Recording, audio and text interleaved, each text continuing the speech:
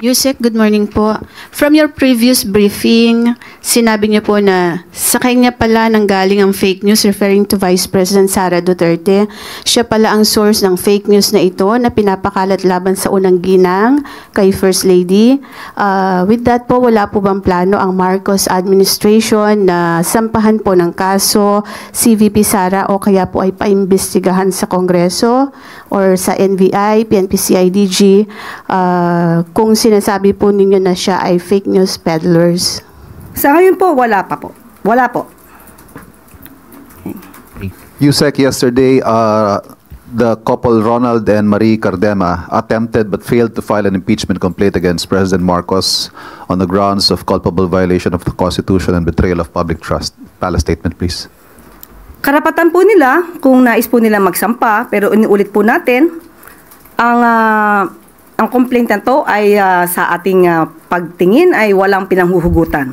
Uulitin ulit natin, ang Pangulo at ang administrasyon ay gumaganap lamang ng kanilang katungkulan at ang batas ay pinapairal, pati na po ang kanilang commitment sa Interpol.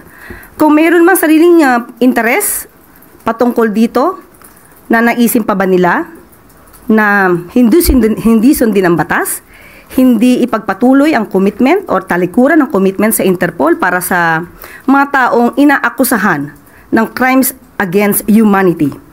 So muli, maliban po sa ginagawa po ng Duterte Youth Party List patungkol po dito, mas maganda rin po bilang mambabatas, makagawa sila ng mas maraming batas. Follow-up question, Ivan May. Eleksyon na po sa Lunes, Yusek. Ultimately, ang impeachment po ay numbers game.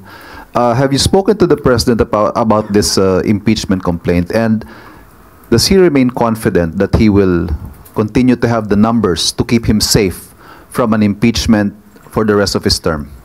Sa ngayon po ay hindi pa po nababasa ng buo ang sinasabing impeachment at wala pa po tayo masasabi patungkol po dyan. Pero muli inuulit natin kung ano man po ang ginagawa ng Pangulo at ng administrasyon, yan po lahat ay base sa batas. Good morning, Yusek. I understand, ma'am, na nag-iimbestiga na ang luwa doon sa mga reklamo sa Prime Water.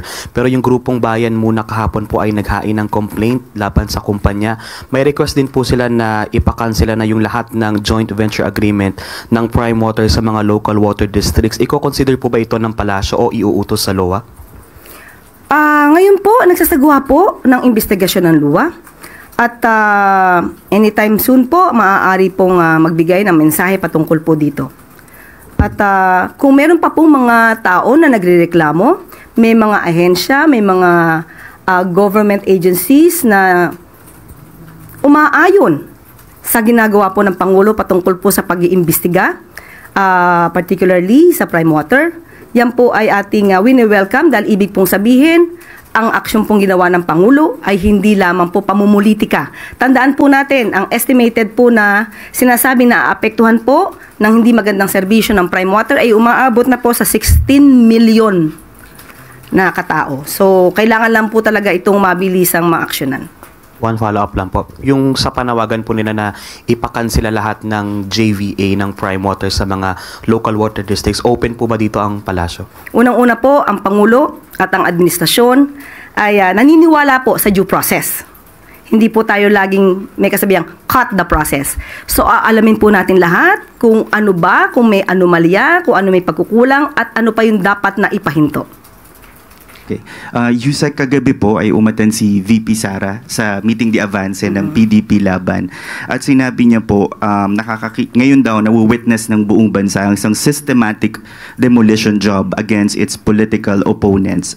Sabi niya po, hindi sila ang problema, hindi Duterte ang problema ng Pilipinas. Kasi sino raw pong makikinabang kung tuluyan ng burahin sa mundo ang pamilyang Duterte? Hindi ang mga Pilipino, lalong hindi ang biktima ng mga krimen o yung mga nagugutom. Anong reaction po ng palasyo dito? Opo, tayo po ay nakapanood ng kanyang mga tinuran at ang mga negatibo niya pong nabanggit doon sa ating pagsusuri ay mukhang ang dinidescribe niya po ay ang kanyang sarili at ang pamilya Duterte. Nabanggit niya po, kung di po tayo nagkakamali, sa kasamaang palad, inuluklok natin ang isang leader na walang kakayahan maintindihan ang tunay na kalagayan ng Pilipino. Matatandaan po natin na siya po mismo bilang dating DepEd Secretary, siya ang nagsabing hindi niya kaya. Lalo-lalo na, and I quote, "I do not come from the education sector. I don't have an education background, so I cannot review what they are doing. And I rely on their expertise and all the stakeholders who did the review."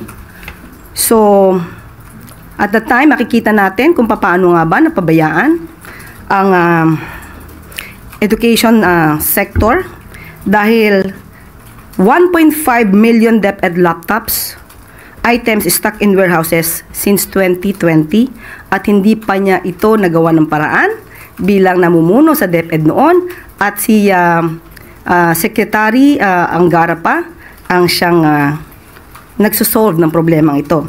Nandun din po ang issue ng panis na gatas, inaamag na Nutriban sa mga public school at ito po ay nagkakahalaga ng 5.7 billion na hindi po napakinabangan ng mga estudyante.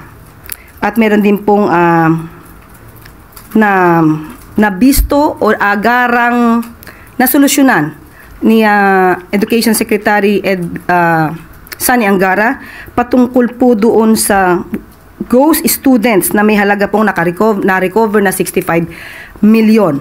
Kaya po tayo umaayon sa sinabi niyang pinagbabayaran natin ngayon ang pagpili ng maling leader. So, hindi po ba siya ang problema ng bansa or isa sa mga problema ng bansa?